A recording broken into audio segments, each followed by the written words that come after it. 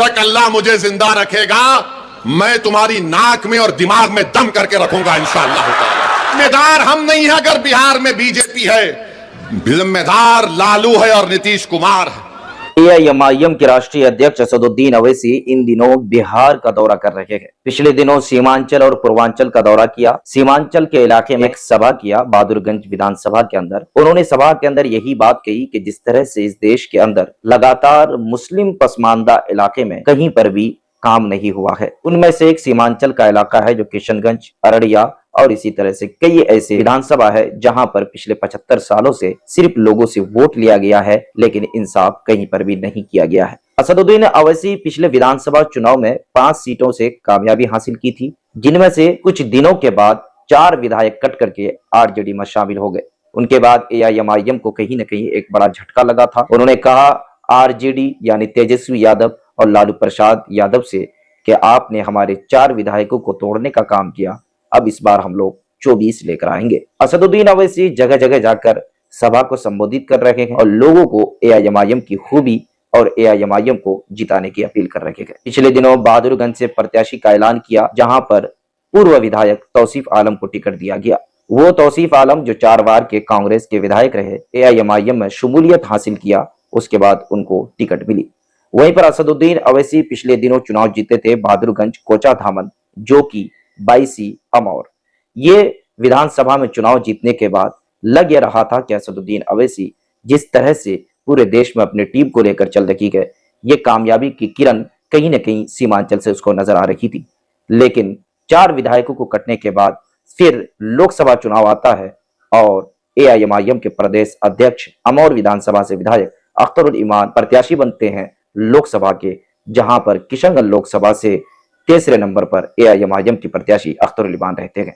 आपको बताएं कि इस बार असदुद्दीन अवैसी का यह कहना है कि 4 विधायकों को तोड़ने का काम किया है, हम लोगों को 24 लाख कर दिखलाना है।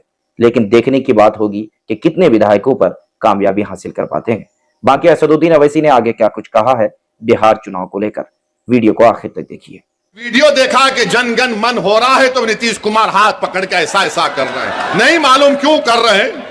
तक अल्लाह मुझे जिंदा रखेगा, मैं तुम्हारी नाक में और दिमाग में दम करके रखूंगा इंशाअल्लाह ताला। जिम्मेदार हम नहीं है अगर बिहार में बीजेपी है, जिम्मेदार लालू है और नीतीश कुमार है। और याद रखिए, हमारी जिम्मेदारी नहीं है, हमने कभी भी फिरका परस्ती का साथ नहीं दिया, हमने हमेशा हिंदू मुस्लिम इत्तेहाद को मजबूत करने का काम किया।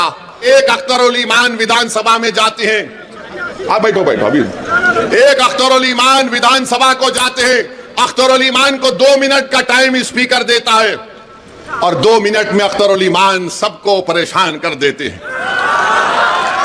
तो इंशाअल्लाह ताला अगर हम मुत्तहिदा तौर पर अपने वोट का इस्तेमाल करेंगे तो अख्तरुल ईमान का बाजू नहीं बल्कि बिहार के गरीब और मजलूम अवाम का बाजू तौसीफ आलम और हमारा राणा बनेगा इंशाअल्लाह ताला।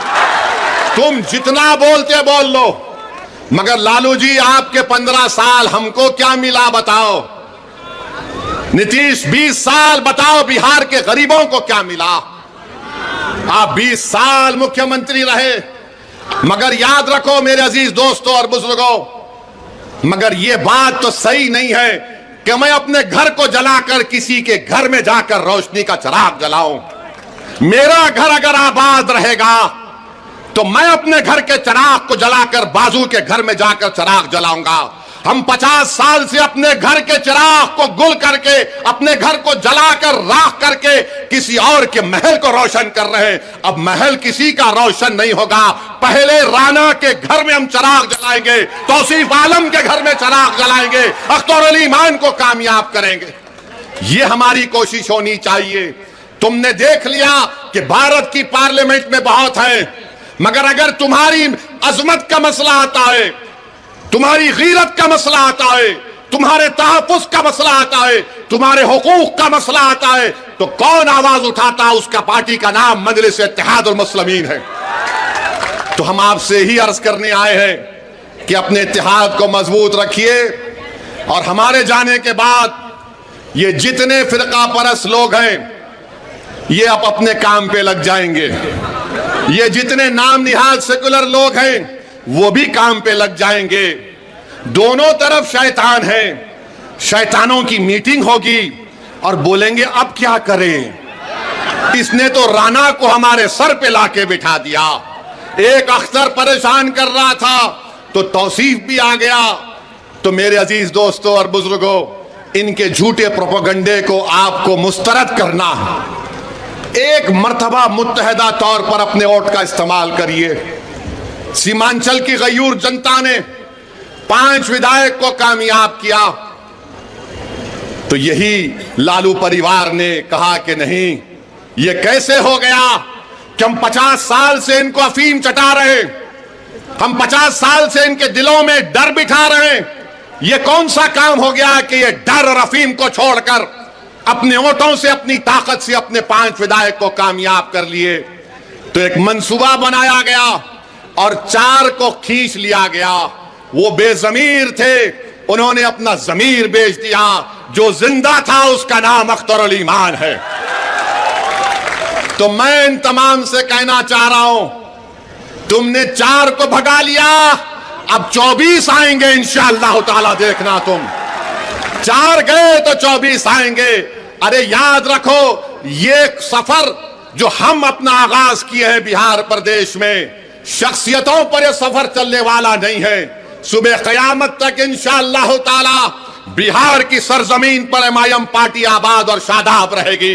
मैं अख्तर ईमान और तौसीफ आलम, तुम्हारे खंदों पर हम अपने खबरों में लिटाए जाएंगे, हमारी हड्डियां बोसी हो जाएंगी, मगर हमारा पैगाम जिंदा रहेगा।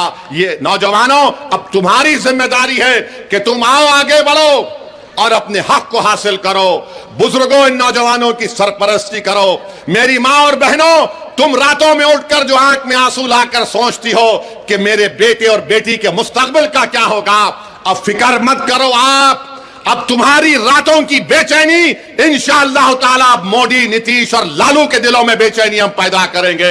सिर्फ आपसे अपील कर रहे हैं कि मुत्तहिद हो जाइए, मुत्तहिदा तौर पर अपने वोट का इस्तेमाल करिए। यही आपसे हम कहने आए हैं।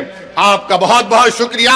हमारे साथ नारा लगाइए, पाकिस्तान मुर्दाबाद, पाकिस्तान मुर्दाबाद, भारत जिंदाबाद, भारत जिंदाबाद, वक्त अंसारी जिंदाबाद। अस्सलाम वालेकुम। साहब, अभी जो सूरत हाल है, किस तरह से आप देखते हैं पहलगाम अटैक के बाद जो सिचुएशन बनी है मुल्क में भी और स्पेशली कश्मीर में? देखिए, ये तो एक दहशतगर्दाना बुज़दिलाना हमला है और जितना भी उसकी मजम्मत, जितनी भी उसकी मजम्मत की जाए बहुत कम है। और हमने देखा कि कैसे पाकिस्तान से आए हुए दहशतगर्दों ने यहाँ पर 26 लोगों की जानें ले ली।